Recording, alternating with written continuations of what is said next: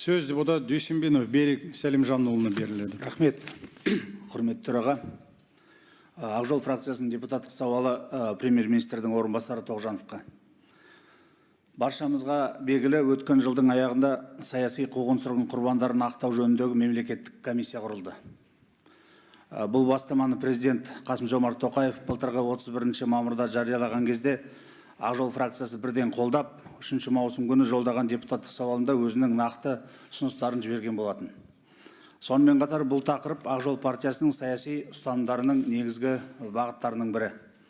2012 жылы парламентке кіргеннен бері мәжіліс қабырғасында Алаш партиясына, ашаршылық пен саяси қуғын-сүргін құрбандарына, елін, ауылын аштықтан аман алып қалу мақсатында қарулы көтерілістерге қатысып опат болған батыр бабаларымызға байланысты тарихи әділдіктің орнауын талап етіп, 20-дан астам депутаттық сауал мен баяндамалар жасаған, яғни бұл мәселені жүйелі түрде көтеріп келе жатқан жалғыз парламенттік фракцияда Ақ жол еді.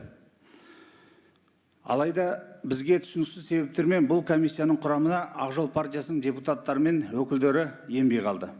Осы орайда біз комиссия құрамына кірмесек те, оның жұмысын қолдап, одан әрі жалғастыру мақсатында өзіміздің мынандай шараларымызды ұсынамыз. Бірінші, еліміздің тарихшы ғалымдары академик Хангелді Абжанов төрағалық ететін әділет қоғамы мен профессор Ғарифолла Әнес басқаратын арыс қоры аштық құрбандарын анықтап, тізімдеу жұмыстарын қазір қолға алуда.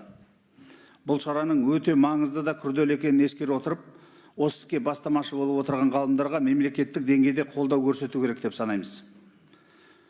Қызыл әскерге ұйымдасқан түрде қарсы шығып соғысқан ең алдымен Алаштың әскери бөлімдері еді.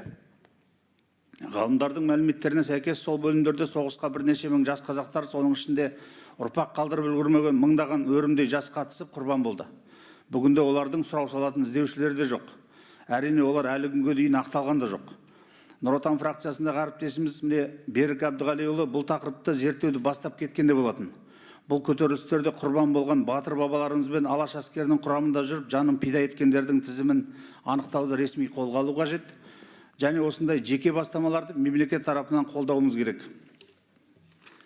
Үшінші, большевиктердің репрессиясы мен аштықтан қашып, шекара асуға тырысып, бірақ қандықол қызылдардың қырғынына ұшыраған босқындардың тізімін әртүрлі дерек көздерді пайдалана отырып анықтауымыз қажет. Төртінші, 1920-1930 жылдары болған 360-тан астам қарулы көтеріліс пен аштық құрбандарын тізімдеу барысында олардың туыстары мен бүгінгі ұрпақтарын іздестіріп, оны жариялап және жаңалап отыру үшін арнайы ресми сайт ашып, оның тұрақты жұмыс істеуін қамтамасыз ету және бұл шараларды рухани жаңғыру бағдарламасы аясында жүзеге асыруымыз керек. Мемлекеттік комиссия құрылғанына жарты жылға таяп қалды. Осы уақыт ішінде комиссия немен айналысты және қандай нәтижеге қол жеткізді деп сұрақ қоямыз.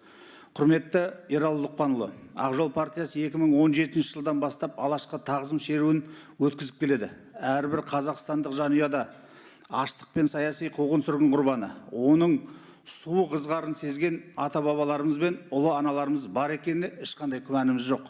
Алайда шеру қалаларда орналасқан құрбандар мемориалымен ғана шектеліп, әкімшілік пен полиция өкілдері шеруге келгендерді қоршап, көшелермен шеру өткізу туралы ресми өтінішіміз әкімшілік тарапынан қолдау таппай отыр. Ендеше биыл да осы шараға санаулы уақыт қалған ескере келіп, осы құрбандарымызды еске алып, аруақтарына бас иіп, тағзым етуге жергілікті шенеуніктер кедергі келтірмесе екен дейміз.